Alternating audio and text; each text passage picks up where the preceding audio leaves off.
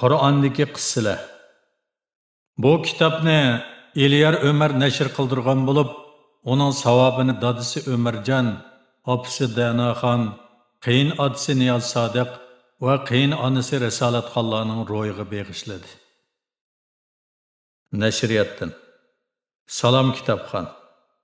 Misrlik mashhur olim va adib Muhammad Ahmad Jadul Mavlaning qalamiga mansub Qur'ondagi qissalar nomli mazkur kitob nashr qilingandan buyon Arab dunyosida keng tarqalgan bo'lib, bir qancha tillarga tarjima qilinganligi ma'lum.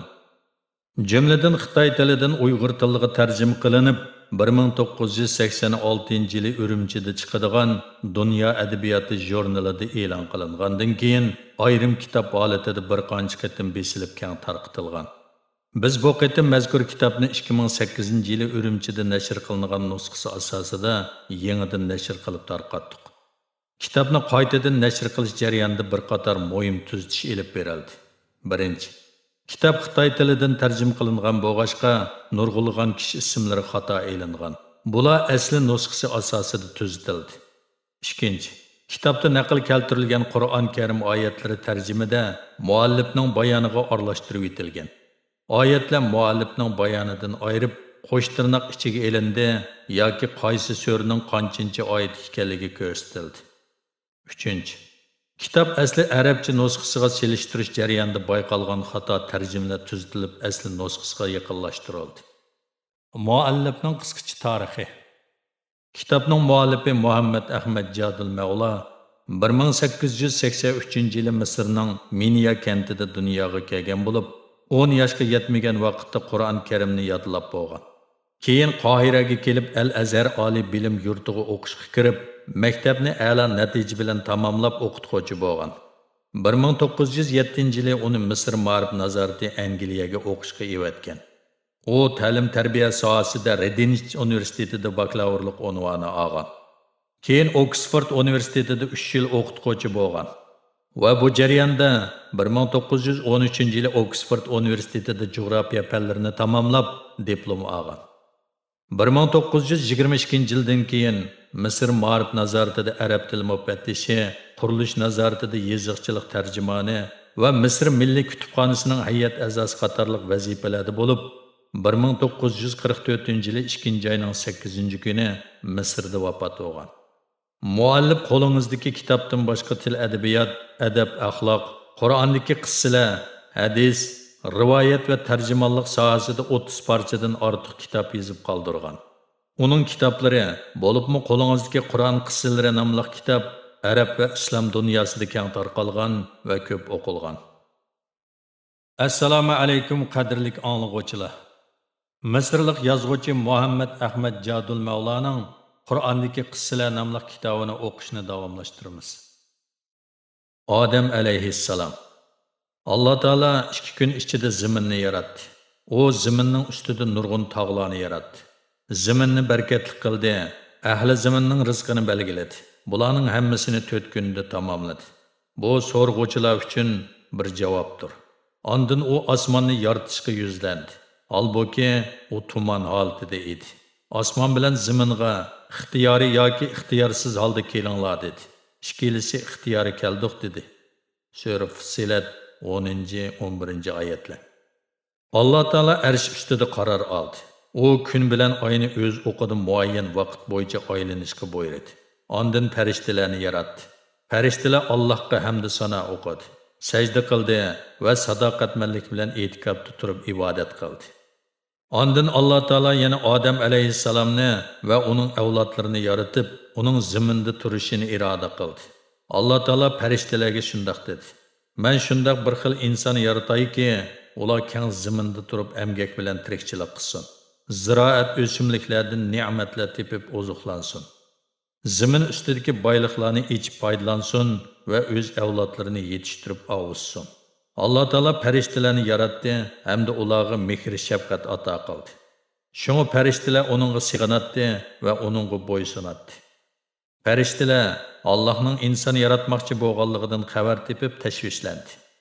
Ular bu balkim o'z burchimizni ado qilolmaganligimizdan yoki oramizda birarining Allohning irodasiga xiloflik qilib qo'yganligidan bo'ldimikin deb ansirashdida, darhol Allohning oldiga kelib o'z sadoqatini bildirishdi. Yer yuzida buzg'unchilik qiladigan, qon to'kadigan insonni xalifa qilib yaratamsan, holbuki biz bo'lsak seni pok deb madhiylaymiz, muqaddas deb e'tiqod qilamiz dedi.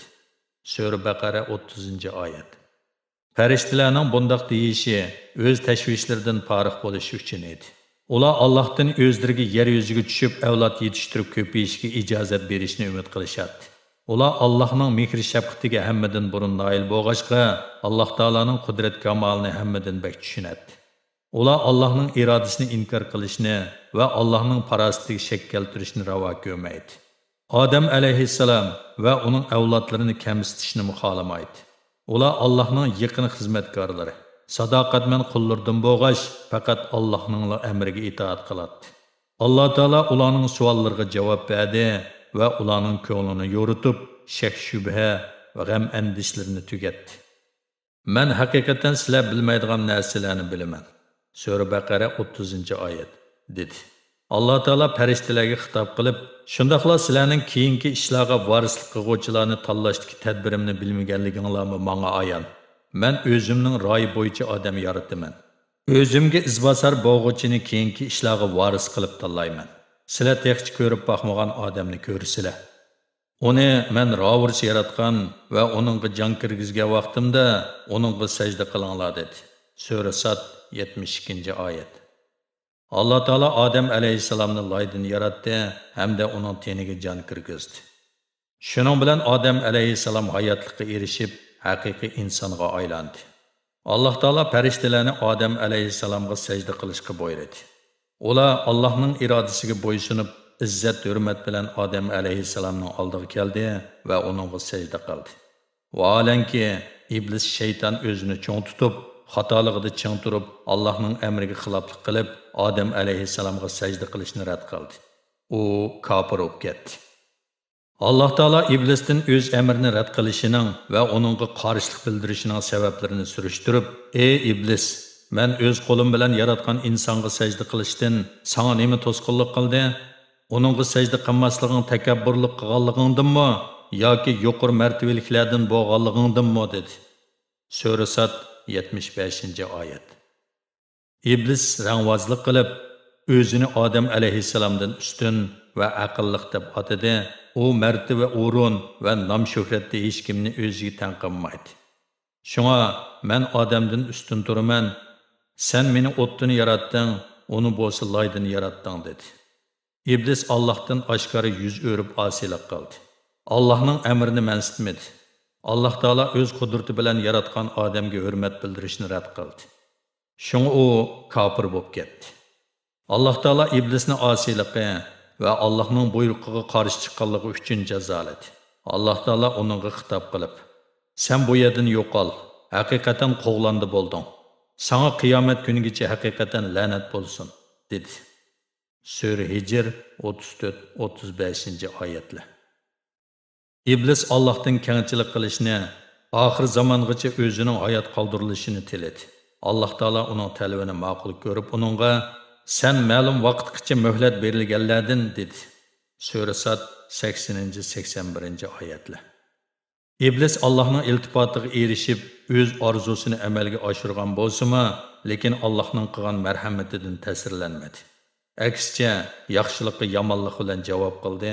U Allohga: "Sen meni gumrohlikqa qoldirganligingdan men ularni ozdirish uchun cho'qim sening to'g'ri yo'ling ustida o'ltiraman. Ondan ularga cho'qim oldidan, orqasidan, o'ng yenidan, so'l yenidan hujum qilaman. Sen ularning ko'pchiligining ne'matingga shukr qilmaydiganligini ko'rasan" dedi. Sura A'rof 16-17-oyatlar. Sen o'zing tanlagan yo'lda mengayva, tuyuq yo'lga ketiva deb aybladi Alloh taolo iblisni. Ularning ichidan ozdiralaydiganlikka odamingni ovozing bilan ozdirgin. Otliq va piyoda qo'shining bilan ularga hujum qilgin. Ularning mollariga va bolalarga sherik bo'lgin. Ularga yolg'on va'dalarni bergin. Shaytonning ularga bergan va'dasi faqat aldamchilikdir. Sura Isro 64-oyat. Men menga e'tiqod qilgan bandalarimni hargiz sening domingga tushirmayman. Seni herkes ularning hukmroni qilmayman. Ularmı sana bayat qilmaydi yoki sening hili mikrlaringga quloq solmaydi. Sen kishilarni hidoyatdan ozdirish niyatiga kelgan ekansan, cho'qim ichinishlik oqibatga qolasan. Men seni va agashguvchilaringni cho'qim do'zaxga tashlayman. Farishtalar Odam alayhissalomga sajda qildi. Uning ortiqchiligini e'tirof qildi. Uning martabasining o'zlarining martabasidan ustun ekanligini muayyanlashtirdi. O'zlariga qaraganda uning Allohning marhamat iltifotiga texmo bek sazovor ekanligini e'tirof qildi. Lekin shuning bilan birga farishtalar o'zlarining bilimini, ko'rgan bilganlarini Odam alayhissalomnikidan ko'p deb chog'laydi. Shunga Alloh taolo Odam alayhissalomga ilm, ma'rifat ato qilib, uning nazar doirasini kengaytdi. Uningdan keyin Alloh taolo farishtalarni chaqirib ularga deganlaringlar rost bo'lsa, bu shaylarning nomlarini menga aytib beringlar dedi. Sura Baqara 31-oyat. Allohning bunda qilishi farishtalarning ilmining kamligini ko'rsatib, ularga Odam alayhissalomning tutgan o'rnini inkor qilishga bo'lmaydiganligini aniq bildirish edi. Farishtalar duduqlab Allohning savollariga javob berolmay qoldi. Ular maxluqot va mavjudotlarning ismini aytib berishga shuncha tirishib ko'rgan bo'lsa-mu, yana amalsiz qoldi-da, o'zlarining iqtidorsiz, kam aql ekanligini e'tirof qilishdi. Ular Allohga seni pok deb taniymiz, biz sen bildirgandan boshqani bilmaymiz, sen haqiqatan hammani bilguvchi, hikmat bilan ish qilguvchisan dedi. Sura Baqara 32-oyat. Odam alayhissalom ilm ma'rifatni egilib, nazar doirasi keng bo'lg'achqa, Alloh taolo uning ortiqchiligi va ustunligini namoyon qilish uchun uni farishtalar javob berolmagan savolga javob berishga undadi. Odam alayhissalom javob berdi. Ondan Alloh taolo farishtalarga "Men sizlarga osmonlardagi va zimindagi g'ayiblarni haqiqatan bilib turaman, oshkor va yoshirin ishlaringlarni bilib turaman demaganmidim?" dedi. Sura Baqara 33-oyat. Farishtalar Allohning iltifotini tushundi. Uning odamni yaratishdagi siri va maqsadini bildi.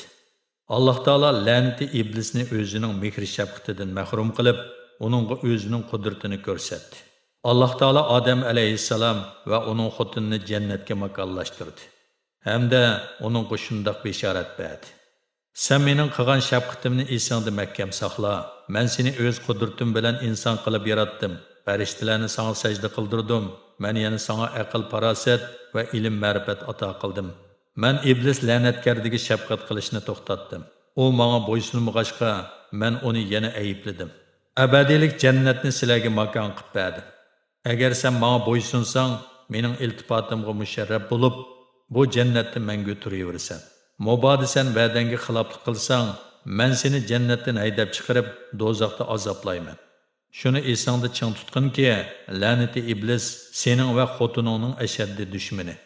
U bir amal qilib sizlarni jannatdan haydab chiqarmoqchi amin topmaydi. Alloh taolo Odam alayhissalom va uning xotiniga jannatning nozu ne'mat va meva-chevalarni xohlagancha elib yeyishga ruxsat qildi. Lekin ularni bir tup meva daraxtiga yaqinlashdan chekladi. Ularni uqanmay qolmasin deb, ularga yana bu daraxtning qayerda ekanligini aniq ko'rsatdi. Alloh taolo ularni barliq shak shubhidan xoli qilish uchun ogohlantirib mundaq dedi. Ey odam, sen xotining bilan birga jannatda turg'in. Ikkinglar jannatning mevalaridan xohlagancha yanglar. O daraxtga yaqinlashmanglar, uningga yaqinlashsanglar nadomat qilib qolasizlar dedi. Sura A'rof 19-oyat. Alloh taolo ularga yana va'da qildi. Jannat sen haqiqatan oshqanmaysan va yalang'och qolmaysan. Hamda uningda haqiqatan usab ketmaysan va isib ketmaysan. Sura Taha 118-119-oyatlar. Odam alayhissalom jannatga kirdi. Jannatda uningga nima kerak bo'lsa, shuning hammasi bor edi. Jannatning go'zalligidan kishining aqli lol bo'ladi. Odam alayhissalom hamma nozu ne'matdan xohlagancha bahramon bo'ladi. Jannatdagi dal-daraxtlar orasida uyan-buyan oylanib tomosha qiladi. Daraxtlar soyasida sagida bo'ziriladi. Gullarni o'zilib puraydi. Shirin mevalarni tetib ko'radi. Abi Kavsardan ichadi. Uning xotinimi tang o'zirilib ko'ngillik ham baxtli o'tdi. La'nati iblisni Alloh taolo o'z shafqatidan mahrum qilg'achqa, u jannatga kirolmay, yuragi pichoqda tilgandek bo'lib ketdi.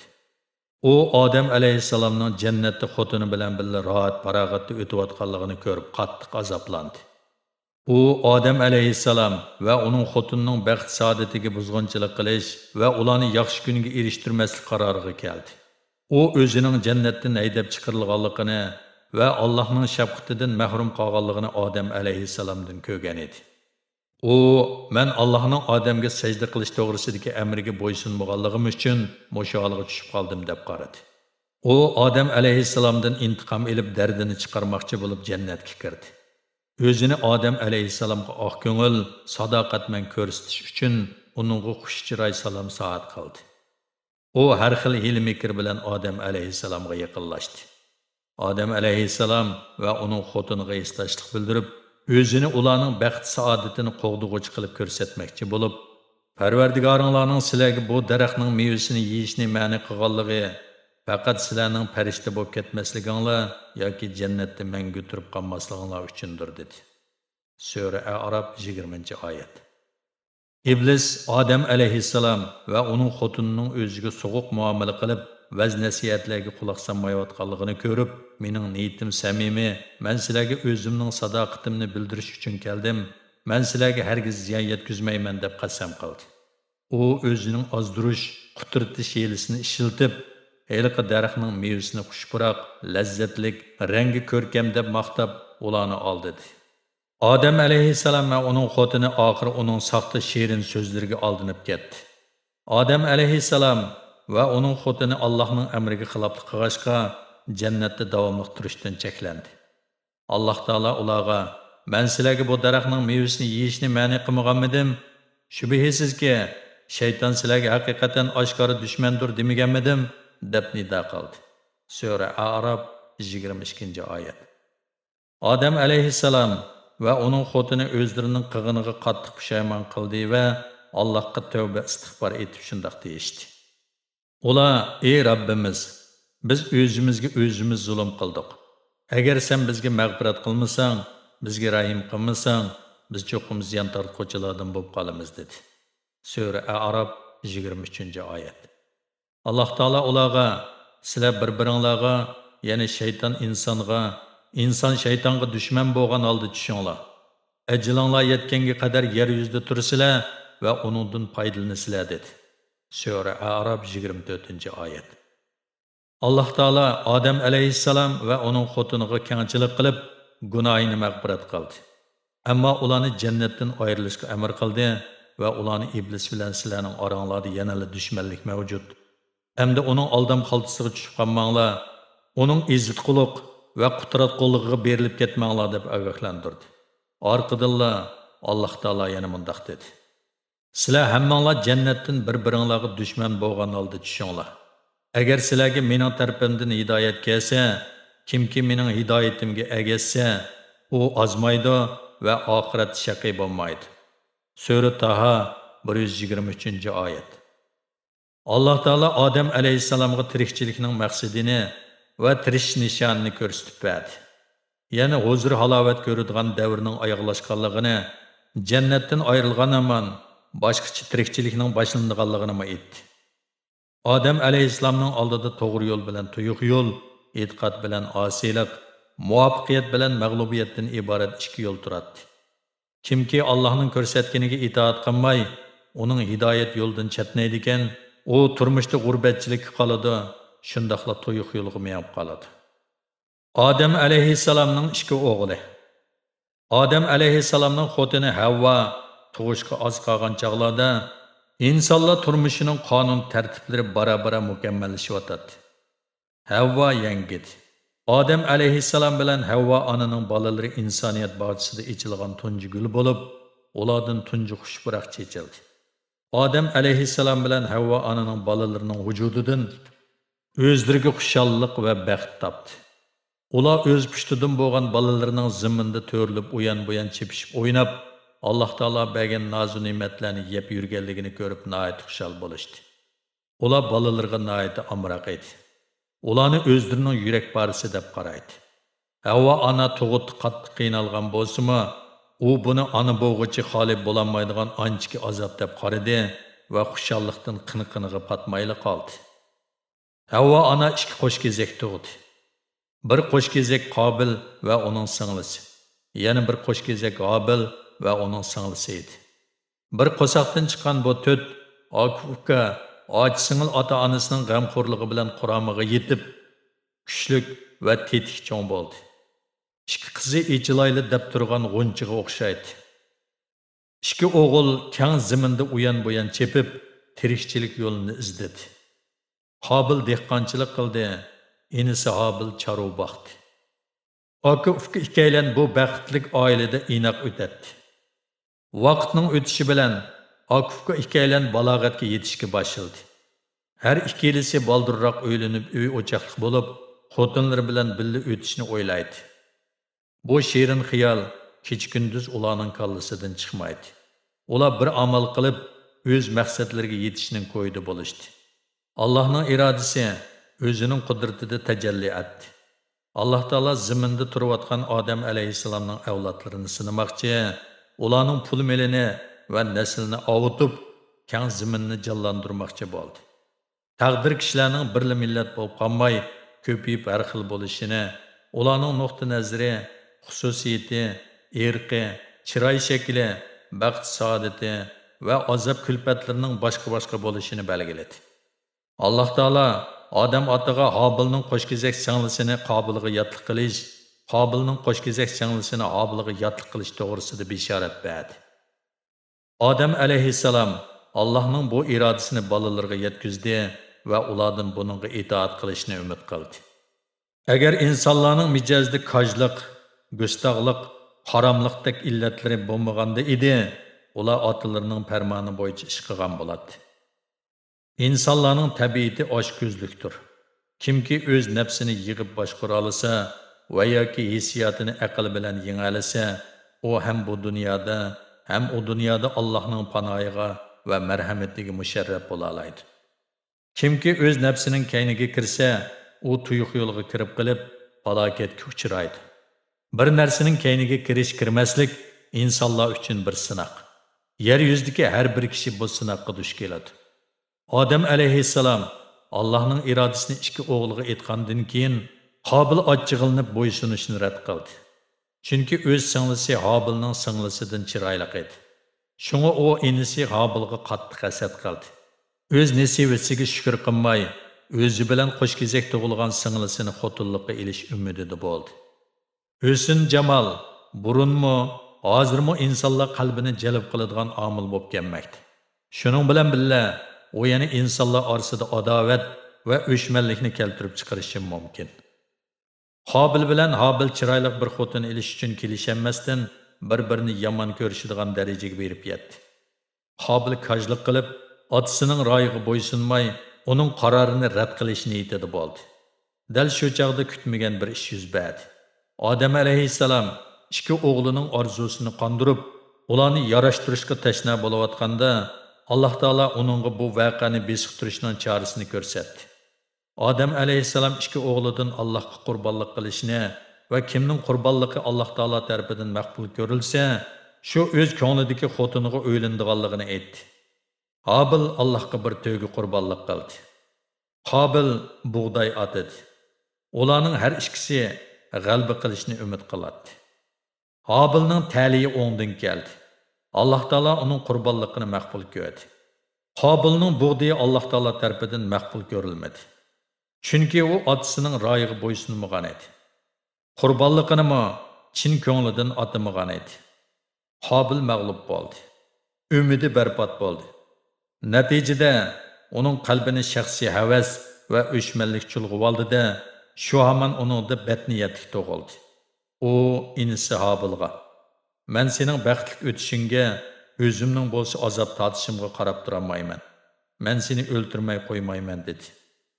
"Sen o'zingdagi illatning nima ekanligini bilgin" dedi Hobil azoblangan holda akisiga. "Bu illatingni tugitib, hidoyatga amal qil. Alloh taolo o'zidan yiqmaydigan bandasini yaxshi ko'rmaydi." Hobil sodda, oq ko'ngil, vafodor edi. U Allohning marhamatiga tashakkur etishni, shukr qanoat qilishni biladi. Allohdan yiqatdi, ota-onasini hurmatlaydi. Bu dunyoni ko'zga g'ilpal ko'rinib o'tib ketadigan istutak deb qaraydi. U aksiga bakma yestashlik qiladi. Hamisha uningga nasihat qilib turadi va ko'ngil bo'ladi. Şunun bilan billa u o'zini meni Alloh taolo o'z panoyida saqlaydi deb biladi. Shunga u akisining tahdidiga parvo qilmadi. Habil akisiga o'z niyatidan qaytib hidoyatga minish to'g'risida nasihat qildi. U bu yaxshi niyatlarim akamning ko'nglidagi xafliqni chiqarib o'tishi mumkin degan umidda edi. U akisiga dedi: "Aka, sen to'g'ri qilmading. Hidoyatdan chetnab, jinoyat o'tkazish girdoviga yiqilishay deb qolding. Sen yomon yo'ldan qaytib, to'g'ri yo'lga mengib, Allohdan mag'firat tilegin. Navoda sen o'z beshimchilik qilaverdi ekansan, meningmi amalim yo'q. Men faqat Allohdan panoh tilayman xolos. Lekin sen qilgan gunohing uchun cho'qim do'zaxga tashlanasan. Bu barliq noinsof mal'unlar ko'radigan oqibat." Abil Qobilning ko'nglidagi o'chmanligini chiqarib tashlayolmadi. G'azabini bosolmadi. Qobil otasining amriga bo'ysunmadi. Shunga u yer yuzidagi insonlardan tunji jinoyatkor bo'lib qoldi. Heliqi pastkash nafsi shayton tufaylidan oxir baxtsizlik yuz berdi. Abil aksi tarafidan o'ldirilib, hamoqatlikning, nodonlikning va ishqi muhabbatning qurboniga aylandi. Bir tal yumron gul xazon bo'ldi. Bir dona chiroq o'chdi. Abil bu dunyodan ketdi. Otasi endi uni ko'rolmaydigan bo'ldi. Odam alayhissalom intayin azoblandi. U dastlabda xuddi tashna kishi suv izdigandek yoki osh qolgan odam non izdigandek hammali yerda o'g'ilni izdidi.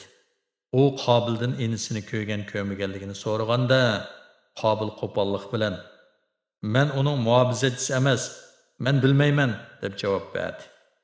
Odam alayhissalom Qobilning o'ldirilganligini bilgandan keyin ichidagi qahr g'azabini besib, marhum o'g'liga qayg'uliq ta'ziya bildirdi.